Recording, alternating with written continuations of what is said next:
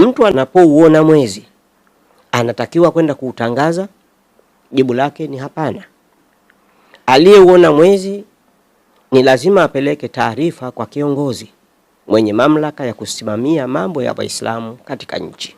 Ikitokea mtu mmoja Kasulu kule Kigoma akauona mwezi, atakachokifanya mtu yule ni kwenda kwa shekhe wake wa wilaya kumpa habari kwamba mimi nimeuona mwezi.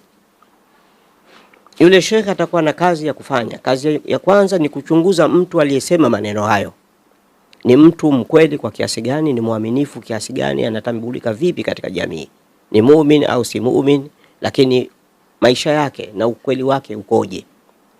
Akijiridhisha kwamba yule mtu ni mkweli ama anamtambua ni katika waumini wake, basi atachukua taarifa ile, ataipeleka kwa shekhe wa mkoa. Shekhe wa mkoa atakapokuwa ameuliza maswali ya kutaka kujiridhisha juu ya ukweli na uthabiti wa mtu aliyeuona mwezi, atapeleka habari kwa mufti mkuu wa Tanzania ambaye ndio mwenye mamlaka ya kutangaza mwezi katika mamlaka ya Tanzania. Sasa akishajiridhisha yeye mufti, ndio atakayetoa tangazo rasmi la kutangaza kuonekana mwezi na Waislamu kuanza kufunga. Tamko hili mwenye kulitoa ni mtu mmoja tu, kiongozi wa umma. Hawa ambao wanawatangazia watu mwezi ndani ya masiku haya, ambao wao sio viongozi wa Waislamu katika nchi, hebu waulizeni nyinyi mnaowafuata kibubusa, je, kuna nchi gani katika nchi za Kiislamu ambako huko kila mtu anaamka asubuhi na kuanza kutangaza mwezi? Watu waonyeshe nchi yoyote ile yenye Waislamu.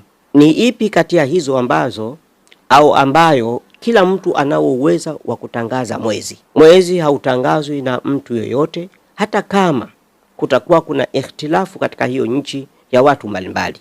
Kwa mfano, katika Saudi Arabia kuna Waislamu wa madhehebu ya Hanbal. Imamu mkuu wa msikiti wa Maka, Abdurrahman Sudais hafidhahullah, ni mfuasi wa madhehebu ya Imamu Hanbal, lakini nyuma ya mgongo wake anaswalisha watu wengi. Kuna watu wa madhehebu ya Shafi'i pale, kuna watu wa madhehebu ya Maliki, lakini vile vile kuna watu wa madhehebu ya Shia. 15% ya Wasaudi wanafuata madhehebu ya Shia Ithna Ashiria.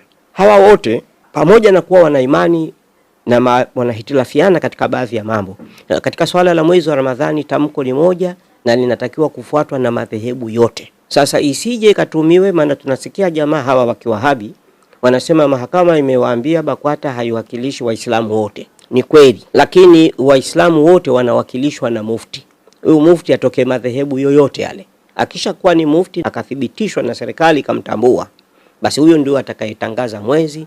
Hata kama si wa madhehebu yako, ni lazima ufuate. Na kitendo cha kutangaza mwezi bila kuwa na haki ya kutangaza, bila kuwa na uwezo wa kisheria wa kutangaza mwezi, ni kitendo cha kuleta uhuni katika Uislamu, kwa sababu ni wahuni tu ndio kila mmoja anaamua lake. Lakini watu wastaarabu, watu wenye mafunzo ya dini kama hii ya Kiislamu na dini nyinginezo zote, kuna ustaarabu na kuwepo viongozi. Kila pahala kuna kiongozi, na yule kiongozi ndio mwenye uwezo wa kutoa amri ambayo wafuasi wanatakiwa waifuate.